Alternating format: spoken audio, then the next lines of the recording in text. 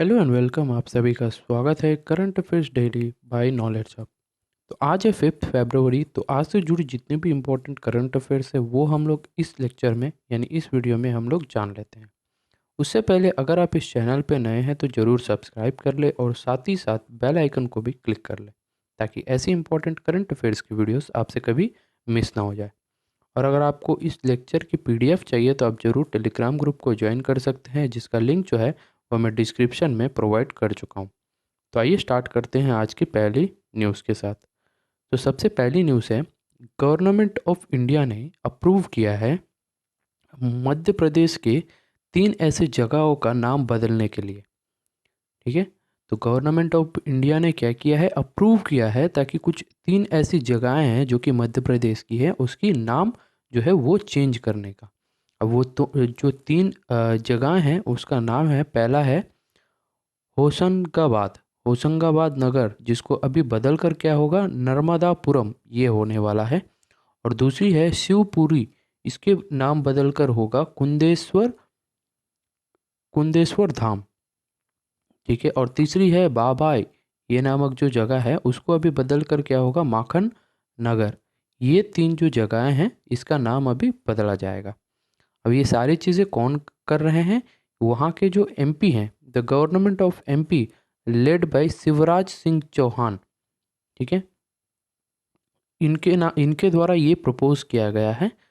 तो ये जो सारी चीज़ें नाम, ये सारी जो चेंज होती हैं सिटीज़ की हो या फिर किसी भी जगहों की, ये सारी चीज़ें किसके अप्रूवल के साथ होती है, वो है मिनिस्ट्री ऑफ होम अफेयर्स। इनके अगर अप्रूवल मिल जाती है तो हम लोग नेम चेंज जो है वो कर सकते हैं। तो इतनी न्यूज़ आपको ध्यान देनी है। अब बात कर लेते हैं मध्य प्रदेश के बारे में। तो यहाँ के गवर्नर है मंगूभाई पटेल। और यहाँ पर कुछ इम्पोर्टेंट यूनेस्को साइट्स है जैसे कि खजुराहो ग्रुप ऑफ मॉन्यूमेंट्स और बुद्धिस्ट मॉन्यूमेंट्स एट सांची। ठीक है। तो ये चीज़ें आपको ध्यान देनी है।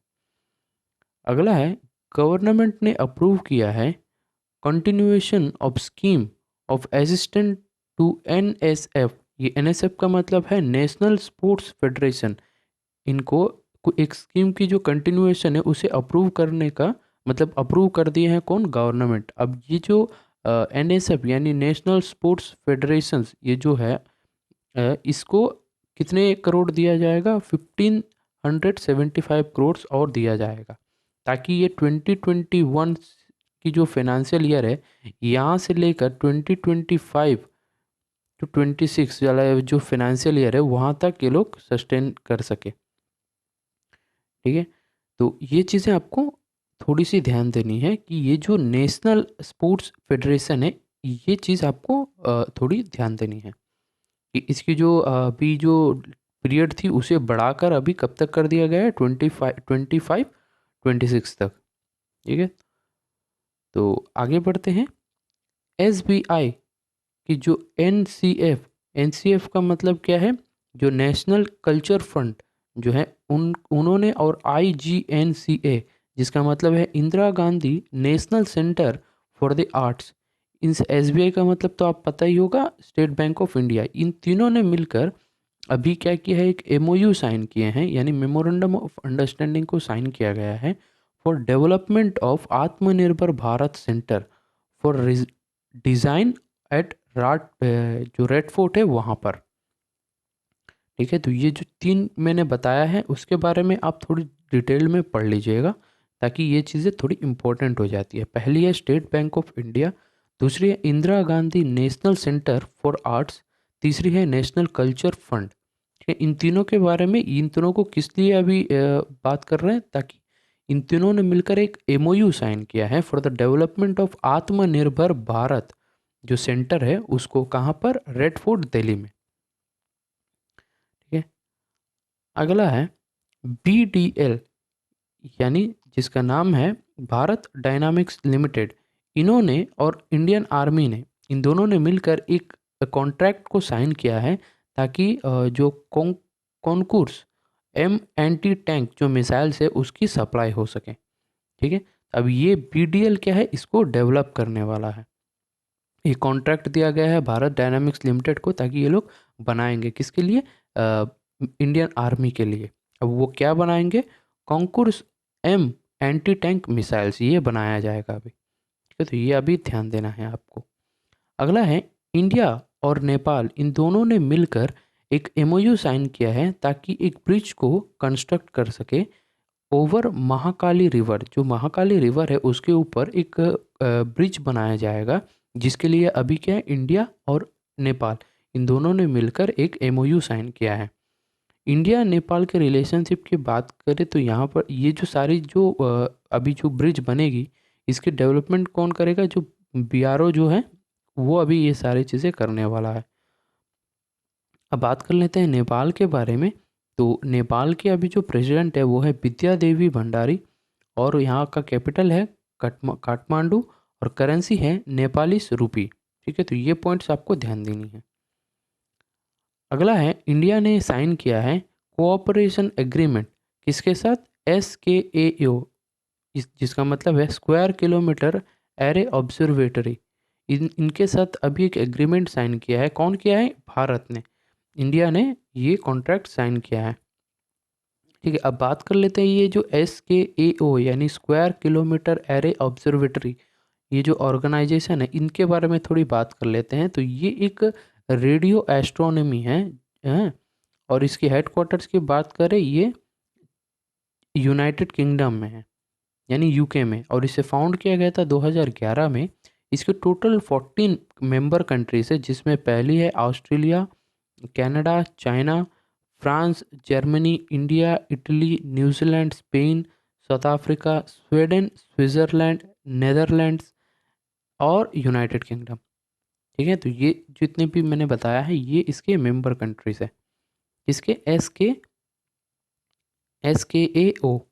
ठीक है, तो ये चीज़ें आपको थोड़ी सी ध्यान देनी है। अगला है IIM अहमदाबाद, इन्होंने पार्टनरशिप किया है NIIF के द्वारा, यानी इन दोनों ने मिलकर अभी पार्टनरशिप किया है किस चीज़ को, टू एस्टैब्लिश इंडिया की पहली रिसर्च चेयर इन ESG, यानी ESG यानी एनवायरमेंटल, सोशल और गवर्नेंस, इसके लिए एक अभी पहली रिसर्च चेयर बनाया जाएगा, यानी रिसर्च किया करने की एक जगह बनाई जाएगी।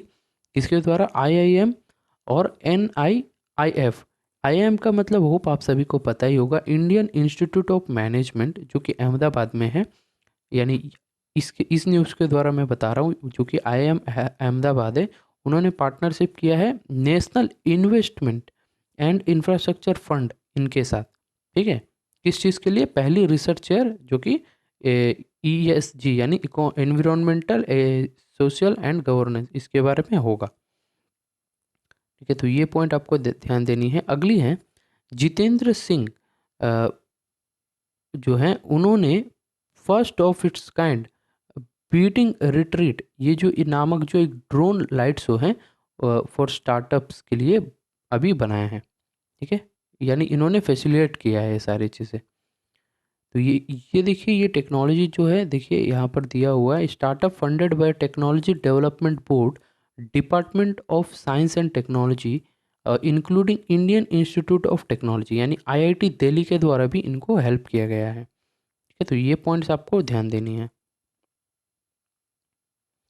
और एक ध्यान दीजिएगा, जो कि हम लोगों के अभी जो रिसेंटली 26 जैन जब हुआ था, 26 जैन को एक ऑलमोस्ट 1000 जो ड्रोन्स थे इसके द्वारा ना एक लाइट शो आयोजित किया गया था, जिसमें देखा जाए तो इंडिया अभी फोर्थ वो कंट्री बन चुकी है आफ्टर चाइना, रसिया, यूके, इनके बाद फोर्थ इंडिया बन चुकी है, जो कि 100 ड्रोन्स के साथ एक लाइट शो आयोजित की है। ठीक है, 100 बोल रहा हूँ, 1000। ठीक है, एक्सिम बैंक यानी जो एक्सपोर्ट एंड इंपोर्ट जो बैंक होती है, उन्होंने अभी एक अभी मतलब उन्होंने साइन किया है 500 मिलियन का, $500 मिलियन का एक लाइन ऑफ कंट्रोल, ये जो लाइन ऑफ कंट्रोल मैं बोल रहा हूँ, लाइन ऑफ क्रेडिट जो एग्रीमेंट है किसके साथ, श्रीलंका के साथ। ठीक है, तो ये चीज़ें आपको ध्यान देनी है कि बैंक, कौन सी bank, export and import bank, इन्होंने अभी क्या किया है, एक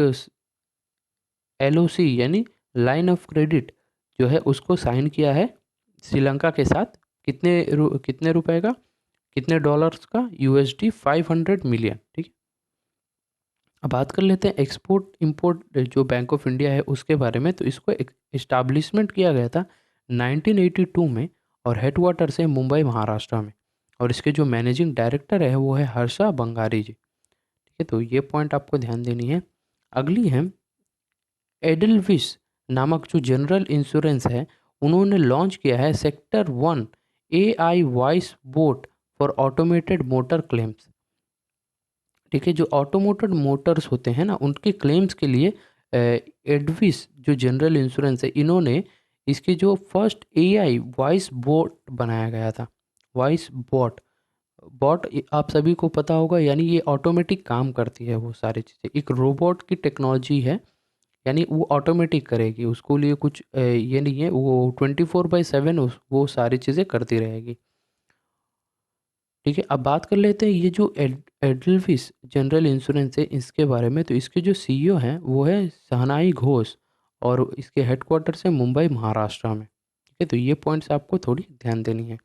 अगली है सेबी, यानी securities and exchange board of India. इन्होंने रिस्ट्रक्चर किया है high power advisory committee on settlement orders and computing A compounding of offences. ठीक है, ये जो प्रॉब्लम्स होते हैं उन सभी चीज़ों को अभी सेटलमेंट करने के जो ऑर्डर्स और कंपाउंडिंग ये सारी चीज़ें होती, इसको सेटलमेंट करने के लिए एक advisory committee, high power advisory committee कौन रिस्ट्रक्चर किया है? सेबी ने। ठीक है, तो ये सबसे पहली कब बनी थी? ये जो पैनल है ये बनी थी 2008 में। SEBI settlement proceeding regulation 2018, sorry 8 बोल दिया मैंने, 18 में। ठीक है, तो अब बात कर लेते हैं सेबी के बारे में। तो इसको इस्टाब्लिशमेंट किया गया था 12 अप्रैल 1992 में, in accordance with SEBI act 1992। ठीक है, और इसके हेडक्वार्टर्स की बात करें मुंबई महाराष्ट्र में है, और चेयरमैन की बात करें अजय त्यागी जी हैं। ठीक है, अगला है इंडिया की जो GDP है वो एक्सपेक्ट किया गया है कि वो ग्रो होगा 7.8% के द्वारा, यानी 7.8% के साथ वो ग्रो हो सकता है फाइनेंशियल ईयर 23 में। और ये कौन सी रिपोर्ट ने बताया है? जो क्रिजिल जो रिपोर्ट है उनके द्वारा ये बताया गया है। ठीक है, तो ये चीज़ें आपको ध्यान देनी है। देखिए इतनी स्टैट आपको जानने की ज़रूरत नहीं है, बट हाँ कौन से रिपोर्ट ने बताया है वो आपको ध्यान देना है, और उसी के साथ लिंक करके ये नंबर आप याद कर सकते हैं। अगला है फॉर्मर स्पोर्ट्स सेक्रेटरी जो रवि मित्तल हैं, वो अभी अपॉइंट हो चुके हैं as a new chairperson of IBBI। इसका मतलब क्या है? Insolvency and bankruptcy board of India. इसके अभी नए चेयरपर्सन कौन बन चुके हैं? जो फॉर्मर स्पोर्ट्स सेक्रेटरी थे रवि मित्तल जी, वो अभी अपॉइंट किए गए हैं। अभी बात कर लेते हैं ये रवि मित्तल कौन है। ये 1986 बैच IAS के बैचमेट हैं, जो कि बिहार काडर में थे। और इससे पहले देखा जाए तो ये ministry of information and broadcasting इसमें भी सर्व कर चुके हैं एज सेक्रेटरी। उसके बाद इनको ministry of youth affairs and sports, इसमें भी इनको मौका मिला था, यानी इसमें भी ये काम कर चुके हैं। फिर उसके बाद ये एडिशनल चार्ज थे as in ministry skills development and entrepreneurship, इसमें भी। ठीक है, और अभी बात कर लेते हैं ये जो IBBI यानी insolvency and bankruptcy board of India, इसके बारे में। तो इसको इस्टाब्लिशमेंट किया गया था 1 अक्टूबर 2016 को under insolvency and bankruptcy code 2016 में। ठीक है? और इसके चेयरपर्सन ने नवरंग सैनी, और हेडक्वार्टर्स की बात करें न्यू दिल्ली, जो कि दिल्ली में है। अगला है CCI यानी कंपटीशन कमीशन ऑफ इंडिया। इन्होंने अप्रूव किया है एडिशनल इक्विटी एक्विजिशन, यानी कुछ स्टेक अभी खरीदा जाएगा किसके? जो एस्कॉट्स लिमिटेड है उनके उनके अंदर से, यानी उनका कुछ स्टेक अभी कौन खरीदेगा? Kubota corporation. ये अभी इसमें से, यानी एस्कॉट्स लिमिटेड, इसके अंदर से कुछ स्टेक्स खरीदा जाएगा, जिसका अप्रूवल कौन दिया है? CCI यानी कंपटीशन कमीशन ऑफ इंडिया ने। ठीक है, अब बात कर लेते हैं जो कंपटीशन कमीशन ऑफ इंडिया है इसके बारे में। तो इसको इस्टाब्लिशमेंट किया गया था 2003 में, अंडर जो प्रोविजंस ऑफ कंपटीशन एक्ट 2002, और ये फुल्ली ऑपरेशनल हुई थी मार्च 2009 से, और इसके जो चेयरपर्सन हैं वो है अशोक कुमार गुप्ता। अब बात कर लेते हैं ये जो कुबोता कॉरपोरेशन है उसके बारे में। तो उसके जो चेयरपर्सन है वो है मासातोशी किमाता, और हेडक्वार्टर्स की बात करें ओसाका जापान में है। और एस्कॉर्ट्स लिमिटेड जिसका पास से अभी स्टेक चला जाएगा उसके चेयरपर्सन है निखिला नांदा, और यहाँ इसके हेडक्वार्टर्स है फरीदाबाद हरियाणा। ठीक है, अगली है इंडियन नेवी की जो 5th स्कॉर्पियन क्लास सबमरीन है जिसका नाम वजीर। ये अभी सी में मतलब ट्रायल्स के लिए समुद्र में इसको अभी कमेंस कर चुके हैं, यानी तैनात कर चुके हैं। चुके तो यही है वजीर, ये 5th स्कॉर्पियन क्लास सबमरीन है। ठीक है, तो ये पॉइंट आपको ध्यान देनी है। अब बात कर लेते हैं जो ये सारी चीज़ें कौन बनाएगा। ये फ्रेंच जो डिजाइंड है, यानी ये फ्रेंच टेक्नोलॉजी के द्वारा, फ्रेंच कंपनीज के द्वारा ये बनाई जा रही है। ठीक है, कालावरी जो क्लास थी वो फर्स्ट सी ट्रायल के लिए, ये सॉरी जो इसकी जो टाइप है वो कालावरी क्लास टाइप है। ठीक है, और ये सब कब किस लिए बना जा रहा है, प्रोजेक्ट 75 के पार्ट के मतलब उसी के पार्ट में है। और इसके जो फर्स्ट सी ट्रायल कब से स्टार्ट होंगी, 1 फरवरी 2022, यानी 3-4 दिन पहले ही ये स्टार्ट हो चुकी है। अब बात कर लेते हैं इंडियन नेवी के बारे में। तो इसके जो चीफ ऑफ नवल स्टाफ कौन है, एडमिरल आर हरि कुमार, और हेडक्वार्टर्स की बात करें न्यू दिल्ली जो कि दिल्ली में है। अगला है IISc, यानी जो इंडियन इंस्टीट्यूट ऑफ साइंसेस, इन्होंने कमीशन किया है परम प्रवेगा ये नामक इंडिया की one of the powerful super computer. ये जो परम सुपर कंप्यूटर है इसको अभी कौन कमीशन कर चुके हैं, IISc यानी इंडियन इंस्टीट्यूट ऑफ साइंस। ठीक है, ये पावरफुल सुपर कंप्यूटर है और ये इंडिया की वन ऑफ द पावर है। इससे पहले अगर आप देखा जाए तो कुछ सुपर कंप्यूटर्स बनाई गई हैं।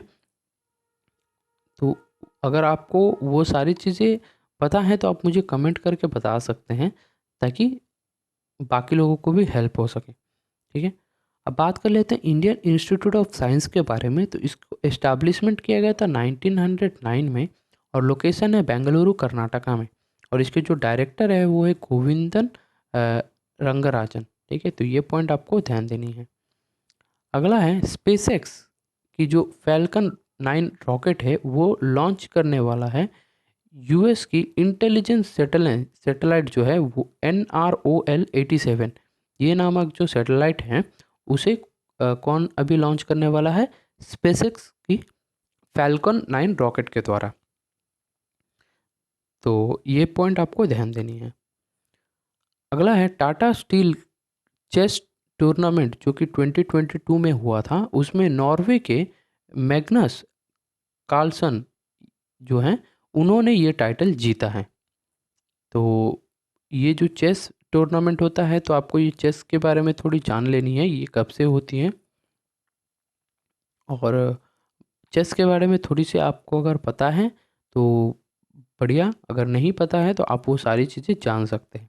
लेकिन चेस से रिलेटेड एक चीज़ आपको ध्यान देना है कि इंडिया के जो विश्वनाथन आनंद जो हैं उनके बारे में आप थोड़ी जान सकते हैं।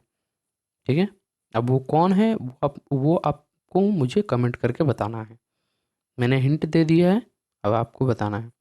तो इसी के साथ हम लोगों ने आज की जो करंट अफेयर्स है वो हम लोगों ने कंप्लीट कर लिए हैं, यानी 5 फेब की।